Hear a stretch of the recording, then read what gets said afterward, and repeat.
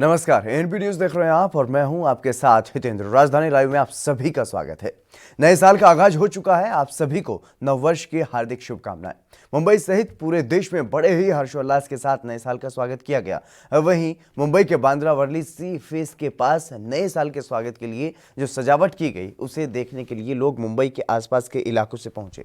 Gateway of India हो या फिर ताज होटल या फिर बांद्रा वर्ली सी फेस, पुलिस के पुख्ता इंतजाम किए गए और चमचमाती मुंबई में नए साल का स्वागत जो है वो किया गया। महाराष्ट्र में बढ़ते कोरोना को लगाम लगाने के लिए भले ही जश्न फीका पड़ गया हो, लेकिन लोगों में उत्साह और जज्बा कहीं से भी कम नहीं था। लॉकडाउन का पालन करते हुए जगह जगह पर की गई लाइटिंग ने नए साल पर मुंबई में चार चांद लगाए। 6000 अतिरिक्त पुलिस बल जबकि 2000 होमगार्ड के साथ मुंबई के तमाम समुद्री किनारे और पर्यटक स्थलों पर तैनात किए गए थे और ड्रोन कैमरे से भी मुंबई, पुणे और नागपुर में नजर रखी जा रही है। नए साल का स्वागत हो या फिर पुराने साल की विदाई, कहीं भी किसी भी प्रकार की कोई अप्रिय घटना ना घटे, जिसे ध्यान में रखते हुए महाराष्ट्र सरकार ने नई गाइडलाइन के तहत कोई पुख्ता इंतजाम वहां पर सभी जो पुख्ता इंतजाम किए जाने चाहिए वो सभी किए गए।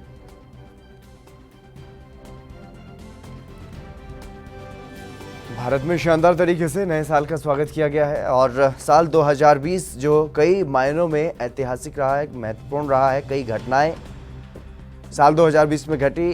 साल 2020 का अंत खत्म हुआ साल 2020 और अब नए साल का आगाज। आप देख सकते हैं तस्वीरों में कितनी मनमोहक तस्वीरें सामने आई हैं मुंबई से। मुंबई में जिस तरीके से सजावट की गई, लाइटिंग की गई अलग अलग जगहों पर। हालांकि कोरोना गाइडलाइंस का पालन करवाने के लिए सरकार की तरफ से पहले ही जो गाइडलाइन जो है वो जारी की गई थी, सख्त गाइडलाइन, ताकि कोरोना का प्रसार ना फैले, इसलिए नाइट कर्फ्यू भी रहा। लेकिन लाइटिंग की जो व्यवस्था की गई अलग अलग जगहों पर, उससे कहीं भी ऐसा नहीं लगा कि कोरोना का कोई खौफ, कोई डर या फिर कोरोना की वजह से नए साल का जो स्वागत है वो फीका रह गया हो। नए साल का स्वागत बड़े ही हर्षोल्लास के साथ धूमधाम से किया गया। अलग अलग जगहों पर नए साल का जश्न जो है वो देखने को मिला। मुंबई में कई जगहों पर मनमोहक सजावट की गई, लाइटिंग की गई, चाहे वो गेटवे ऑफ इंडिया हो या फिर ताज होटल हो, तमाम जगहों पर। और इसके अलावा सुरक्षा के भी चाक चौबंद व्यवस्था जो है वो की गई।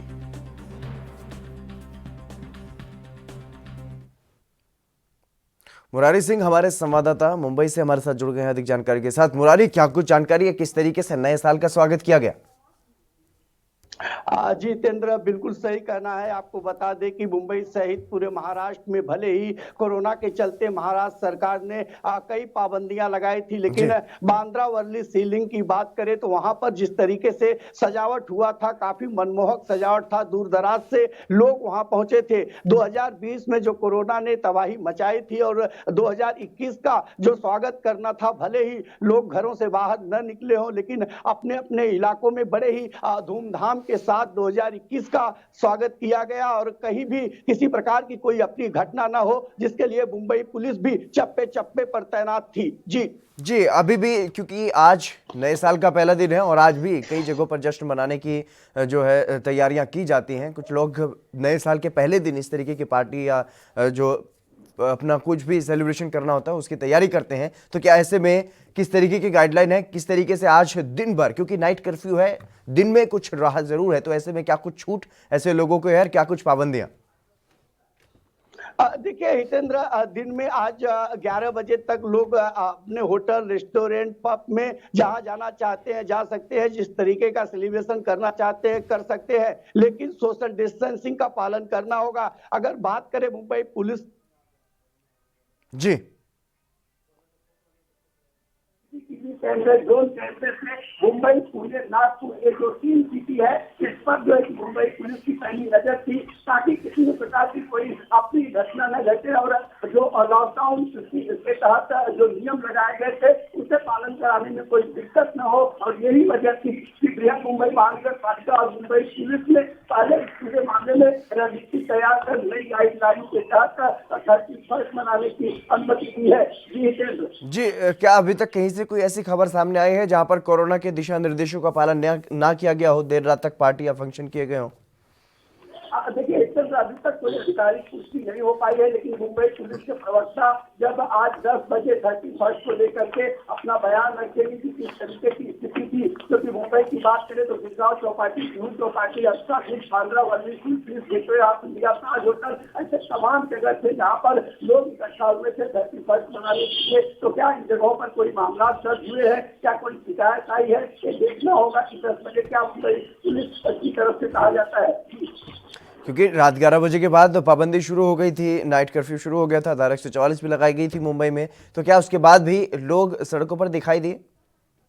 देखिए चंद्र, आपको बता दें कि मुंबई पुलिस 2 दिन पहले से ही नाकाबंदी शुरू कर दी थी, जगह जगह पर चेकिंग की, और जिस तरीके से कोरोना के दूसरे लहर आने की बात कही गई थी, लोगों में कहीं न कहीं डर था, और यही वजह था कि 11 बजे के बाद काफी कम लोग रोडों पर दिखाई दिए। लेकिन 11 बजे से पहले ही जो जश्न मनाना था वो अपने अपने इलाके में बड़े पैमाने पर धूमधाम से लोग करते हुए दिखाई दिए। जी, जिस तरीके से भारी संख्या में पुलिस बल को लगाया गया था, तैनात किया गया था ताकि कोई भी अप्रिय घटना ना घटे और लोग सोशल डिस्टेंसिंग का पालन करें, कोरोना गाइडलाइंस का भी उल्लंघन ना करें, क्या वो कब तक इसी तरीके से जो है चौकसी बनी रहेगी, कब तक इसी तरीके से उनकी तैनाती जो है वो बनी रहेगी? देखिए चंद्र, एक का पाना मुश्किल है, लेकिन जनवरी 21 जनवरी तक रात 11 बजे तक लाइव कर्फ्यू लगाया गया है। वैसे में मुंबई पुलिस और खास करके महाराष्ट्र सरकार ने उद्धव ठाकरे जरूर चाहेंगे कि किसी भी प्रकार की कोई यहाँ पर कोरोना की दूसरी लहर न बढ़े। जो स्थिति बन गई, जो लॉकडाउन के नए नियम बने हैं, इसे सही तरीके से पालन कराया जाए। हालांकि सीसीटीवी ग्रोथ कैमरे से भी नजर रखी जा रही है कि कहीं किसी प्रकार की कोई भीड़, कोई कार्यक्रम, कोई सेलिब्रेशन ऐसा न हो जिससे कोरोना बढ़े और वहाँ स्थिति खराब हो। ऐसे में महाराष्ट्र सरकार हम सबको प्रयत्न कर रही है और अपनी समझ भी कसी हुई है। जी मुरारी, लेकिन अगर बात की जाए, क्योंकि नए साल का जश्न मनाया गया है और लोगों में खासा उत्साह देखने को मिला है, भले ही कोरोना महामारी का प्रकोप लगातार जारी है और इससे बचने के लिए कोरोना गाइडलाइन भी जारी की गई हो, लेकिन लोगों में किस तरीके का उत्साह देखने को मिला? देखिए नए साल का स्वागत करना एक पूरे साल की कह सकते हैं कि तैयारी होती है। दोस्तों के साथ जाना, होटल रेस्टोरेंट में जाना, तमाम चीजें होती है। मुंबई काफी प्रभावित थी और काफी डरे हुए थे। सबसे भयानक तस्वीर अगर बात करें तो कोरोना काल में कहीं महाराष्ट्र मुंबई के अब ऐसे में उसके डर था और खासतौर पर देखा गया था, और यही वजह है लोग घरों से बाहर निकल रहे थे, लेकिन सोशल डिस्टेंसिंग और मास्क और सैनिटाइज हर जगह पर इस्तेमाल कर रहे थे, क्योंकि जो स्थिति महाराष्ट्र में बनी थी, दोबारा इस तरीके की स्थिति न बने, ऐसा डर भी लोगों में बना हुआ है।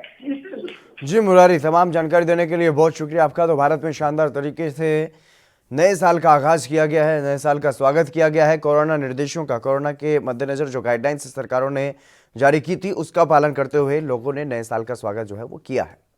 और वहीं नए साल की दस्तक के साथ ही देश में अब कोरोना वैक्सीन को लेकर के भी बड़ी तैयारी शुरू हो गई है। भारत सरकार ने यह फैसला लिया है कि 2 जनवरी से देश के हर राज्य में कोरोना वैक्सीन का ड्राई रन किया जाएगा। स्वास्थ्य मंत्रालय ने गुरुवार को बैठक में यह फैसला लिया है कि देश के 4 राज्यों में ऐसा ड्राई रन किया गया, जिसमें पंजाब, असम, गुजरात और आंध्र प्रदेश को शामिल किया गया था। चारों राज्यों में ड्राई रन को लेकर के अच्छे रिजल्ट सामने आए थे और इसके बाद अब सरकार ने पूरे देश में इस ड्राई रन को लागू करने का फैसला किया है। स्वास्थ्य मंत्रालय के निर्देशों के अनुसार ड्राई रन में राज्यों को अपने 2 शहरों को चिन्हित करना होगा और इन 2 शहरों में वैक्सीन के शहर में पहुंचने, अस्पताल तक जाने, लोगों को बुलाने, फिर डोज देने की पूरी प्रक्रिया का पालन इसी तरह से किया जाएगा जैसे वैक्सीनेशन होना है।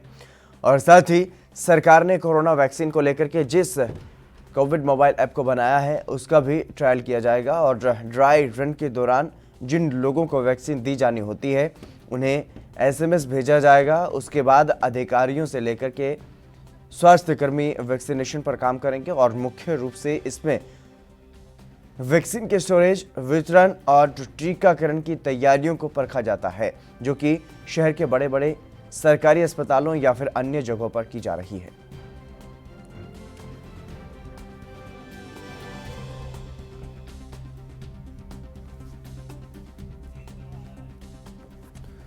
तो 2 जनवरी से सभी राज्यों में ड्राई रन होना है और इससे पहले अगर बात की जाए 4 राज्यों में हो भी चुका है, पंजाब, गुजरात, असम और आंध्र प्रदेश। ये वो 4 राज्य हैं जहां पर ये ड्राई रन किया गया है और इस तरीके से ये वही ड्राई रन की तस्वीरें हैं जो इससे पहले हो चुका है और अब इसकी शुरुआत 2 जनवरी से होगी। पूरे देश भर में ये अभियान चलाया जाएगा। ये मेगा अभियान, सबसे बड़ा अभियान जो है वो पूरे देश भर में, जिस तरीके से पोलियो ड्रॉप पिलाई जाती है पूरे देश भर में, उसी तरीके से अब ये वैक्सीन के लिए जो है तैयारी कर रही है सरकार। और ड्राई रन, जिस तरीके से लोगों के बीच कोरोना वैक्सीन को पहुंचाया जाना है, किस तरीके से टीकाकरण किया जाना है, उसकी सभी तैयारियां जो हैं वो की जा रही हैं। किस तरीके से स्वास्थ्यकर्मी अस्पताल पहुंचेंगे और वहां से किस तरीके से उन तक पहुंचेंगे जिन मरीजों को कोरोना वैक्सीन का टीका लगाया जाना है, वो तमाम प्रक्रिया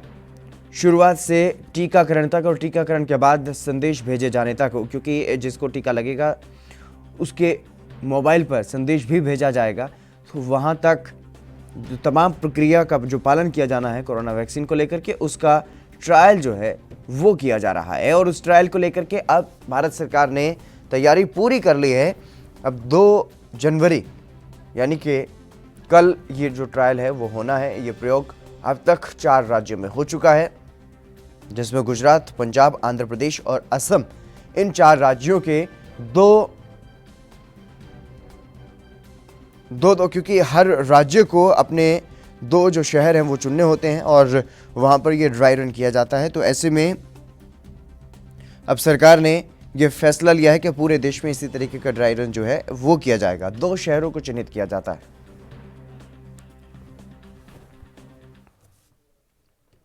राजीव तिवारी हमारे संवाददाता दिल्ली से हमारे साथ जुड़ गए हैं अधिक जानकारी के साथ। राजीव, क्या कुछ जानकारी है वैक्सीन के ड्राई रन को लेकर के? जिस तरीके से अब तक अगर बात की जाए 4 राज्यों में हो चुका है, 4 राज्यों के 2-2 शहरों में ये ड्राई रन जो है वो हो चुका है और अब पूरे देश में ये मेगा अभियान चलाने की तैयारी है सरकार की।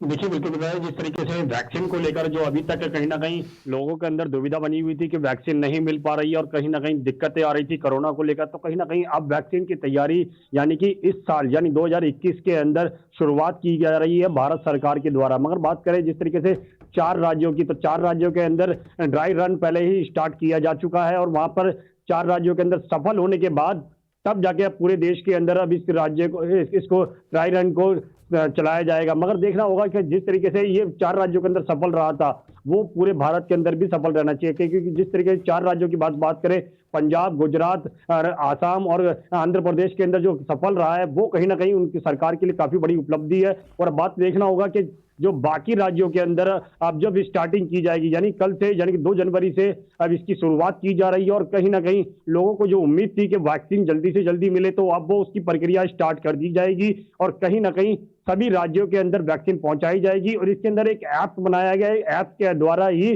सब जानकारी मिल सकती है और कैसे वैक्सीन लगेगी, कब लगेगी और किसको कितने टाइम के अंदर लगनी है, सारी जानकारी उस ऐप के द्वारा होगी। मगर जिसको वैक्सीन लगानी है, यानी कि अस्पतालों तक बुलाना है मरीजों को और कैसे वैक्सीन लगानी है, उसके द्वारा वो उसके लिए उसके मोबाइल पर एक ऐप कह सकते हैं SMS भेजा जाएगा, ताकि उसको डेट और टाइमिंग बताई जाएगी कि आप इस टाइमिंग पे आइए, अस्पताल के अंदर आइए और यहाँ पर आपको वैक्सीन लगाई जाएगी। मगर बात करें जिस तरीके से दिल्ली सरकार की, तो दिल्ली सरकार पहले से तैयार है इस चीज के लिए।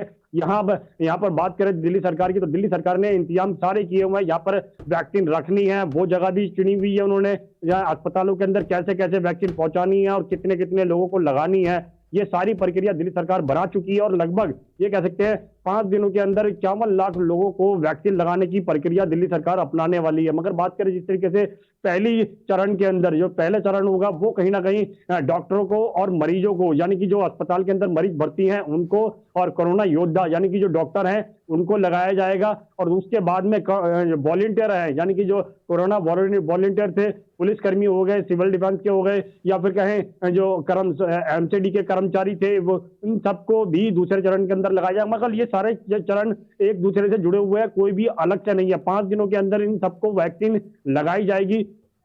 मगर देखना होगा जिस तरीके से दिल्ली सरकार अभी कोशिश कर रही है, वो तैयारी है। दिल्ली सरकार की कहना है कि हम तैयार हैं, बिल्कुल ही वैक्सीन जैसे उन तक उपलब्ध होगी वैसे ही वो वैक्सीन का टीकाकरण स्टार्ट कर देंगे, अस्पतालों के अंदर भी और प्राइवेट अस्पतालों में भी। मगर बात करें जिस तरीके से केंद्र सरकार की, तो केंद्र सरकार कहीं ना कहीं तैयारी जरूर कर रही थी, क्योंकि उनको पता था वैक्सीन कितनी जल्दी लोगों तक उपलब्ध करानी है और कितनी जल्दी लोगों तक पहुंचानी है, तो वो कहीं ना कहीं अब स्टार्टिंग होती जाएगी और ये 2021 के अंदर शुरुआत की जा रही है ताकि जल्द से जल्द लोगों तक वैक्सीन पहुंचाई जा सके। मगर जैसे ही शुरुआत की बात करें, यानी कि 2 जनवरी की बात करें, तो 2 जनवरी के अंदर ही इसकी शुरुआत की जा रही है और लोगों तक इसका टीकाकरण स्टार्ट हो जाएगा। जी जी, लेकिन ये ड्राई रन है क्या, ताकि दर्शक सही तरीके से इसे समझ सकें और किस तरीके से इसकी पूरी प्रक्रिया रहती है उसके बारे में भी बताएं राजीव। देखिए, बिल्कुल बता दें, ड्राई रन का मतलब यही है कि जो टीकाकरण होगा वो कहीं ना कहीं जनता तक पहुंचाना होगा, जिसकी उम्मीद की जा रही थी। ड्राई रन मतलब पहले 4 राज्यों के अंदर किया गया था, उसके बाद में अब ये प्रक्रिया सारे पूरे देश के अंदर अपनाई जाएगी और इसके अंदर 2 टीके लगाए जाएंगे। एक टीका पहले लगाया जाएगा, एक टीका दूसरे कुछ दिनों के बाद में लगाया जाएगा, 15 दिन के बाद हो सकता है या महीने भर के बाद में भी हो सकता है। मगर एक चीज स्पष्ट है, जिस तरीके से सरकार ड्राई रन चला रही है वो कहीं ना कहीं जनता के लिए काफी फायदेमंद हो सकता है, क्योंकि जिस तरीके से उम्मीद लगाई जा रही थी जनता के बीच में भी और कैसे कि राजनीतिक गलियारों में भी कि वैक्सीन कितनी जल्दी लग सकती है, क्योंकि बिहार के अंदर भी ये चुनाव के अंदर सरकार ने कहा था, जो चुनाव प्रचार करने गए थे, कि वैक्सीन जल्दी से जल्दी मिलेगी और फ्री मिलेगी, पहले बिहार को मिलेगी। ऐसा कुछ नहीं है, सभी राज्यों को बराबर वैक्सीन मिलेगी। मगर कहीं ना कहीं जो उम्मीद जताई जा रही थी वो जल्दी से जल्दी अब पूरी कर ली गई है और तरीके से निरमबद्ध कह सकते हैं, लाइन बाय तरीके से इस सारी प्रक्रिया अपनाई जाएगी। मगर दिल्ली के अंदर भी तैयारी की जा चुकी है और पूरे राज्यों के अंदर, सभी राज्यों के अंदर तैयारी की जा चुकी है। मगर दिल्ली के अंदर खास तौर पर अरविंद केजरीवाल की सरकार पहले से तैयार थी कि हमने कहां वैक्सीन रखनी है, कितने टेम्परेचर पर रखनी है और किस तरीके से अस्पतालों के अंदर पहुंचानी है और कितने मरीजों को पहले चरण में देनी है, दूसरे चरण में देनी है, ये सारी तैयारियां की जा चुकी हैं। जी, लेकिन राजीव, दिल्ली में कौन से वो शहर हैं जिनको चुना गया है, क्योंकि इसमें सिर्फ 2 ही शहर जो हैं वो चुनने होते हैं, तो दिल्ली के कौन से 2 शहर? देखिए, बिल्कुल बता दें, दिल्ली के अंदर की बात करें तो दिल्ली के अंदर अभी ये 4 राज्य जो हैं, जो वो 4 जो शहर हैं वो अभी नहीं बताए गए हैं दिल्ली सरकार की तरफ से। मगर हाँ, दिल्ली सरकार ने ये जरूर स्पष्ट किया था कि जैसे ही वैक्सीन आएगी वो अपने कैसे कार्य प्रणाली स्टार्ट कर देंगे और उसकी देरी नहीं की जाएगी। मगर बात करें जैसे जैसे एक राज्य के अंदर 4 शहरों के अंदर लगाए जा रहे वैक्सीन का टीकाकरण लगाया जाएगा, वो कहीं ना कहीं अब दिल्ली सरकार किस तरीके से करती है, क्योंकि आज इसकी सारी प्रक्रिया अपना ली जाएगी और वैक्सीन उन तक पहुंचा दी जाएगी केंद्र सरकार के द्वारा। मगर देखना है कि किस तरीके से वैक्सीन को जो टीकाकरण लगाने की प्रक्रिया है उसके अंदर कहीं भी ढिलाई नहीं होनी चाहिए, क्योंकि जो ऐप के द्वारा ही सारी जानकारी दी जा रही है और जिसको लगानी है उसके मोबाइल पर एसएमएस किया जाएगा कि आपको इस डेट के अंदर, ये इतने समय के अंदर आपको वैक्सीन लगाई जाएगी, तो आप उसी टाइम पे उस जगह पे उपलब्धि हो जाए और ताकि आपको वैक्सीन का टीकाकरण लग सके। जी बिल्कुल, तमाम जानकारी देने के लिए राजीव बहुत शुक्रिया आपका। तो कोरोना वैक्सीन का जो ड्राई रन है वो अब शुरू कर दिया गया है और 2 जनवरी से पूरे देश में सभी राज्यों में ये जो ड्राई रन है वो शुरू किया जाएगा। और कहीं ना कहीं ये जो अगर समझा जाए, भारत सरकार पूरे देश में एक साथ कोरोना वैक्सीन बांटना चाहती है और इसीलिए ये इस तरीके का जो कार्यक्रम है वो चलाया जा रहा है। चलिए बढ़ेंगे अगली खबर की तरफ।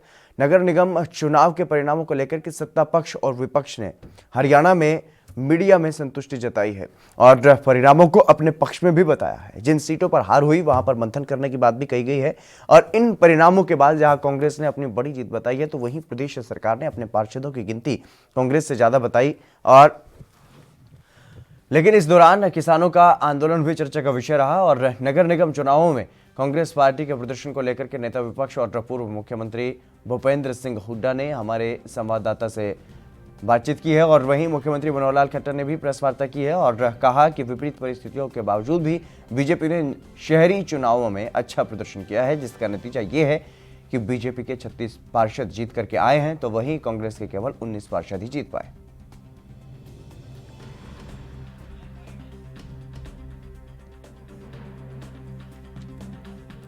चुनाव हुए हैं, 3 कारपोरेशन, 1 नगर परिषद और कुछ नगर पालिकाएं।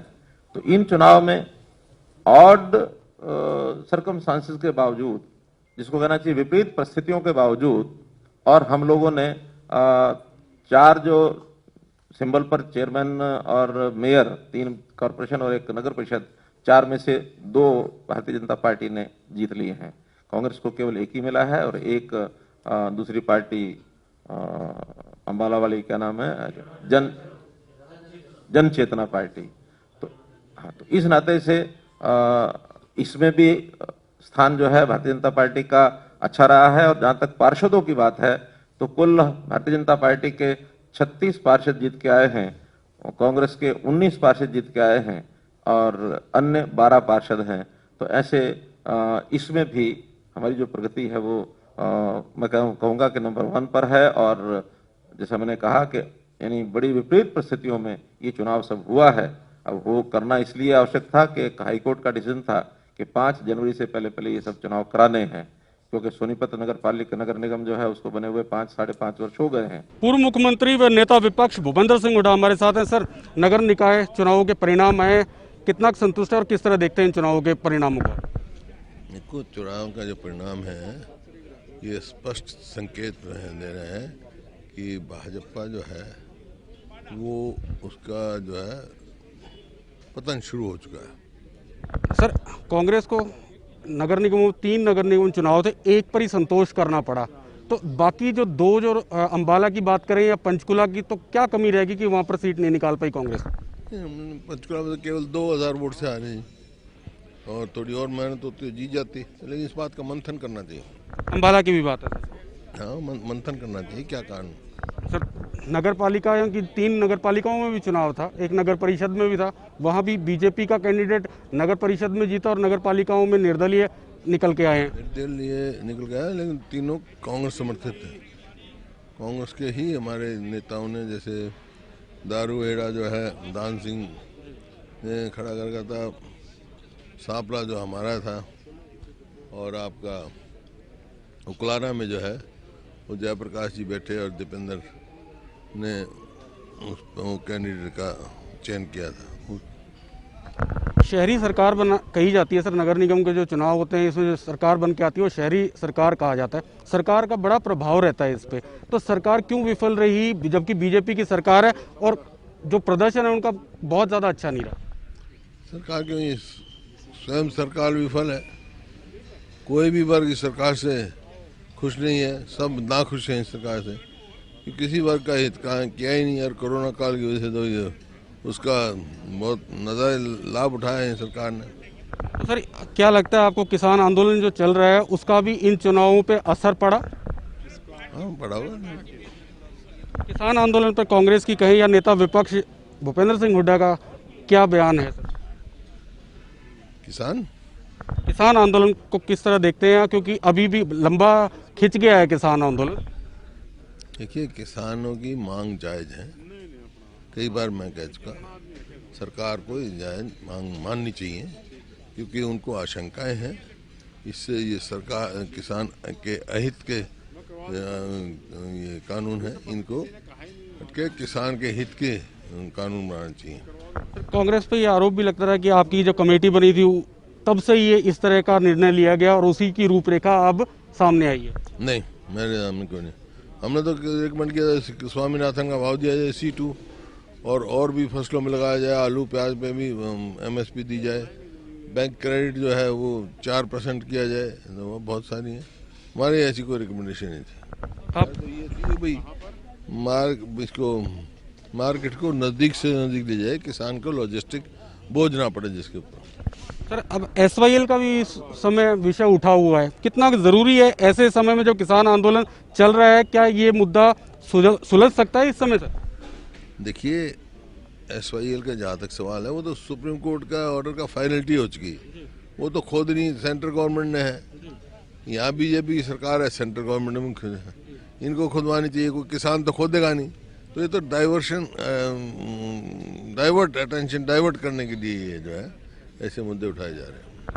बीजेपी ने सर रैली भी करी अभी हाल ही में, उसमें ये जोर शोर से ये मुद्दा उठा SYL का, कहते हैं अभी दोनों प्रदेश के किसान बैठे हैं, ये जो मसला है ये सुलझाया जा सकता है, उचित समय है ये।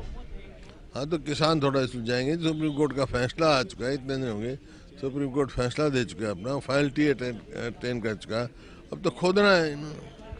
सर, आप कह रहे हैं अविश्वास प्रस्ताव लेके आएंगे, विशेष सत्र बुलाया जाए, तो गवर्नर से आपने अपील करी, क्या आगे से आपको किस तरह का वहाँ से जवाब मिला? नहीं, हमने तो मुलाकात की भी कही थी, उन्होंने रिग्रेट कर दिया, आगे देखेंगे। क्यों लगता है आपको सर अविश्वास प्रस्ताव लाना चाहिए? लाएंगे। सर, क्यों लाना चाहिए? क्योंकि ये सरकार जो है लोगों का और विधायकों का जो है विश्वास खो चुकी है। आप देख रहे हैं रोज समर्थन वापस लिए जा रहे हैं, इनके जो गठबंधन के विधायक हैं वो बयान रोज दे रहे हैं, जैसे बताया अभी हम सब रुष्ट बैठे हैं। शुक्रिया हमारे से बातचीत के लिए। तो ये था नेता विपक्ष भूपेंद्र सिंह हुड्डा, जिन्होंने कहा कि अविश्वास प्रस्ताव इसलिए लाना चाहिए क्योंकि विधायक जो इनके हैं उनसे सरकार विश्वास खो चुकी है। एएनबी न्यूज़ के लिए कैमरामैन करम वालिया के साथ अभिषेक तक्षक, चंडीगढ़। चलिए, इस बुलेटिन में फिलहाल बस इतना ही। आप बने रहिए एएनबी न्यूज़ के साथ।